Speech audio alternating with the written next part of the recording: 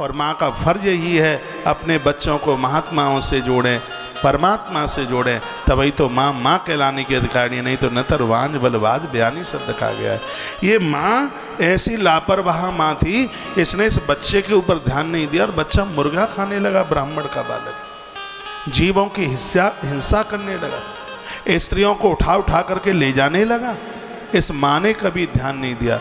उस पिता को तो पांडित कर्म करने से फुर्सत नहीं थी, और इस माँ को सब पता था कि बच्चा बिगड़ गया, कभी इसने डंडा उठा के नहीं मारा उसको।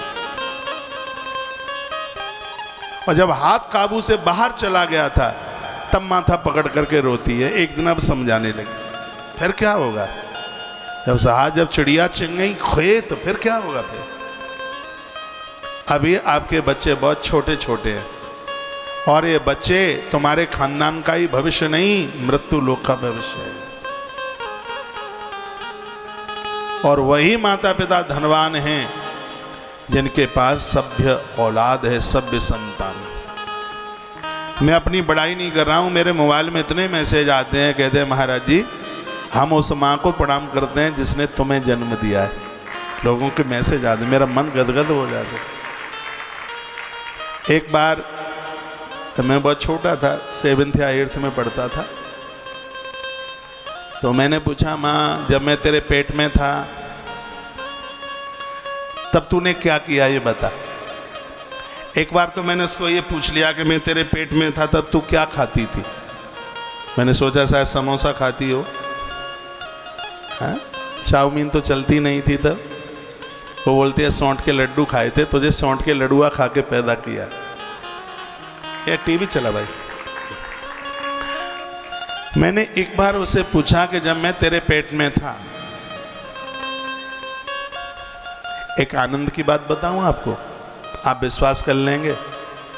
मेरी माँ ने जीवन में कभी फिल्म नहीं देखी, पिक्चर नहीं देखी, शायद आज तक नहीं देखी होगी। उसको यह नहीं पता कि फिल्म की टॉकीज कैसी होती है, ऐसी सीधी सी, ऐसी भोली सी। 100 शेरे का दान उसने कितने बार किया होगा। मैंने एक बार उससे पूछा माँ मैं तेरे पेट में था तब तूने क्या किया। तो बोलती है कि बेटा जब तू मेरे पेट में था तब इस गांव में एक महाराज कथा कहने के लिए आए थे। मैंने 2 कथाएं सुनी थी, एक भागवत की और एक महाभारत की। मैंने कहा सोई तो मैं कहूँ, मुझे महाभारत इतना अच्छा क्यों लगता है। अब समझ में आया है कि तूने महाभारत सुनी है इसलिए अच्छा लगता है। बोलती है 1 महीने की पूरी महाभारत सुनी थी।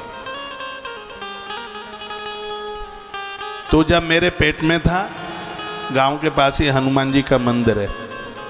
वो बोलती है हर मंगलवार और शनिवार को मैं रोट बना करके और हनुमान जी के मंदिर में भोग लगाने के लिए जाती थी। देखो माँ के पेट में जो माँ ने किया वो असर हम लोगों के ऊपर आया। आज मेरी धमनियों में हनुमान है, मैं सभी देवताओं को मानता हूँ, लेकिन हनुमंत लाल का तो कहना ही क्या, हनुमान जी का क्या कहना। इतनी सी बात मैं आपको इसलिए निवेदित कर रहा हूँ, आपकी कोख में औलाद होगी, जिस समय आपका कल्चर व्यवहार स्वभाव होगा वह सब का सब असर होने वाली संतान के ऊपर होगा। इसलिए मैं कहता हूं जिन बहनों के उदर में संतान है उनसे लड़ा मत करो, उनसे लड़ो मत, उन्हें झगड़ो मत, उनके सामने कलह मत करो, घर का वातावरण ठीक रखो। राम जी ने जानकी को महर्षि वाल्मीकि के यहाँ भेज दिया। लोग तो कहते हैं कि सीता को निकाल दिया, ऐसा कुछ था नहीं। प्रभु राम जानते हैं कि पुत्रों का जन्म अयोध्या में होगा तो सिर्फ राजकुमार ही बन के रह जाएंगे, लेकिन जिनका जन्म एक महर्षि के आश्रम पर होगा तो वो बच्चे विशेष होंगे। लवकुश इतने विशेष थे, युद्ध में सबको परास्त कर दिया था लवकुश ने।